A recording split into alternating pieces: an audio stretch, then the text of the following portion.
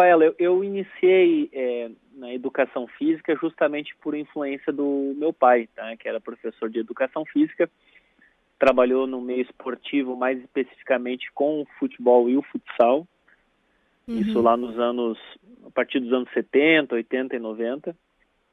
E então eu decidi ingressar também na educação física e seguir carreira na área esportiva, né? Só que a minha escolha foi pelo basquete. Desde muito jovem, sempre gostei de basquetebol, pratiquei quando era adolescente. Então, ao escolher um curso de formação, eu optei pela educação física justamente para atuar com o esporte, né? E aí surgiu a oportunidade, logo no início da faculdade, de trabalhar com crianças e adolescentes com a modalidade de basquete em um projeto vinculado à Universidade de Caxias do Sul, em que a professora da disciplina de basquete, a professora Dedé, era quem organizava alguns núcleos na cidade para atender assim, na periferia o basquetebol e também na própria universidade, né? E, bom, então foi onde eu comecei realmente a me dedicar à minha profissão, né? E até que em 2008, na virada do ano, final do ano, surgiu um convite para trabalhar com basquete em cadeira de rodas, em que num primeiro momento surtiu como algo desafiador, que gerou dúvidas, né, pela escolha.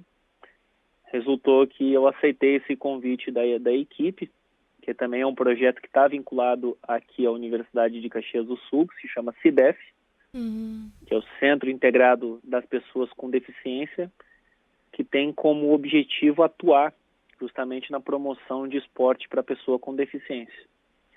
Então, iniciei em 2009 com essa equipe e acabei me identificando muito com esse trabalho e, consequentemente, eu tive projeção em um cenário nacional a partir do momento que, em 2010, nós garantimos, por meio de um campeonato regional sul de basquete em cadeira de rodas, uma vaga na 4ª divisão do basquete nacional, que foi disputado no mesmo ano de 2010.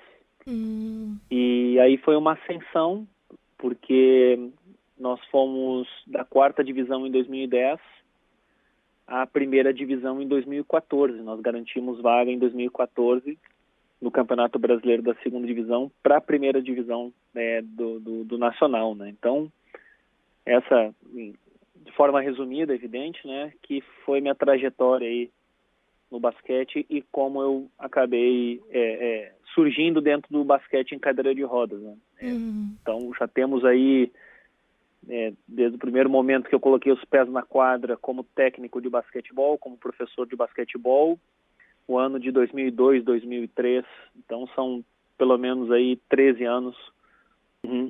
Bom, a convocação da equipe de basquete cadeira de rodas, pensando e projetando para a Paralimpíada 2016, ela ocorreu e ocorre, consequentemente, com observação e acompanhamento dos atletas nos campeonatos nacionais. Certo. Então, nós temos acompanhado todos os campeonatos que são promovidos pela Confederação Brasileira de Basquete Cadeira de Rodas. No ano de 2015, nós estivemos em campeonatos nacionais, campeonatos regionais e também em alguns campeonatos estaduais, justamente para observar atletas que já fazem parte da seleção e também atletas que podem surgir como um potencial para contribuir com a seleção. Se não for agora, nesse momento, né, de Paralimpíada 2016, pensando já em um novo ciclo paralímpico.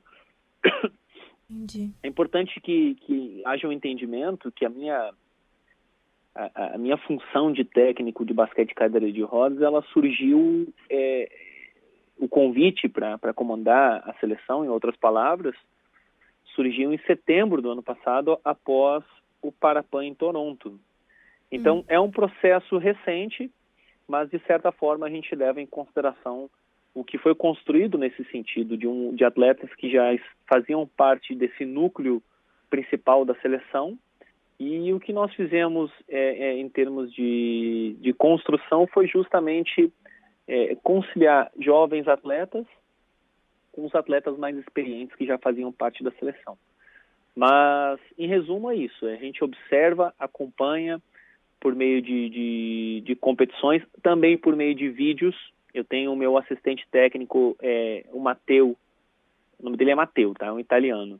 Ele atua em São Paulo e ele tem um hábito de filmar jogos. Então, esses jogos ele passa por meio de um site que a gente tem aqui especializado na área para análise desses jogos, para manter também um contato com os atletas em função da distância, né? Que nós temos atletas distribuídos aí por todo o Brasil. Ótima pergunta. Isso nós temos uma peculiaridade, Rafaela. Inclusive, antes você comentou a questão de investimentos, né? Como seriam os investimentos no esporte paralímpico. É evidente que se nós compararmos o esporte olímpico com o paralímpico, nós temos investimento bem diferente. Tá? A ideia aqui não é realizar esse tipo de comparação, mas só para que, dentro do senso comum, se tenha uma real ideia de como funcionam esses investimentos, que são diferenciados ainda do ponto de vista até mesmo institucional, né, de que haja recursos disponíveis para o movimento paralímpico, consequentemente também da iniciativa privada, né? Então, consequentemente, isso reflete em que sentido? A seleção, ela tem como responsável, como tutor, a Confederação Brasileira de Basquete e Cadeira de Rodas. As etapas de treinamento, elas são organizadas dentro de um período que respeite também a construção de um trabalho. Então, a gente, para a Paralimpíada, justamente por ser no Brasil, nós temos um certo benefício, o fato de os jogos ocorrerem aqui, que é justamente a concentração de equipes que buscam o país com uma forma de aclimatação, de preparação. Tá? O que eu quero dizer com isso tudo? Está nos permitindo nos reunir com maior frequência, tá, Rafaela? Mas o que acontece nesse sentido? É tudo feito por etapas. Então, a seleção se reúne num determinado período, em uma sede, treina de forma intensa durante um período de 2 semanas, 3 semanas, isso varia de 12, 15, 20, até um mês, e depois os atletas retornam para os seus clubes. Tá? Durante esse período de preparação, é claro que o foco é como você mesmo perguntou, no condicionamento técnico, no condicionamento físico e também no condicionamento mental dos atletas. Mas é evidente que há um reflexo direto dessa preparação constante dos atletas nos seus clubes. Por isso que é importante também mencionar o trabalho dos clubes, dos técnicos nos clubes, da estrutura dos clubes, em que dão esse suporte para o atleta se preparar e chegar realmente na melhor forma possível na seleção. E a gente acaba fazendo uma manutenção, qualificando alguns aspectos, dando mais intensidade a outros aspectos, quando o grupo está todo reunido, a fim de construir uma filosofia de trabalho e de jogo. Olha, Rafaela, eu acredito que esse talvez seja o grande legado que a gente tenha dos jogos, tá? Hoje, por exemplo, em São Paulo foi entregue um Centro Nacional de Excelência Paralímpico. Vale a pena consultar, vale a pena pesquisar. Houve um investimento bastante significativo e nós temos um centro de referência hoje no Brasil que com certeza é um dos legados da Paralimpíada. Também é evidente que o Rio de Janeiro deve receber uma excelente infraestrutura. Eu tive uma oportunidade apenas no local dos jogos durante um evento teste e pude encontrar realmente uma estrutura de primeiro mundo. Isso é uma fala que reverbera em atletas e comissão técnica que já tiveram experiências internacionais muito mais significativas do que a minha, em que realmente nós estamos atendendo o que seria o patamar, né, de um evento desse porte. Mas eu ainda acho, Rafaela, que o grande legado que os Jogos Paralímpicos deixarão para o Brasil será realmente na questão das barreiras atitudinais, de romper alguns preconceitos, de ressignificar algumas situações que envolvem as pessoas com deficiência, porque será realmente um espetáculo e os Jogos Paralímpicos, eles trazem um aspecto de resiliência dos atletas, né, que acabam utilizando o esporte e o paradesporto, esse esporte para pessoa com deficiência, como uma ferramenta, né, de ressignificar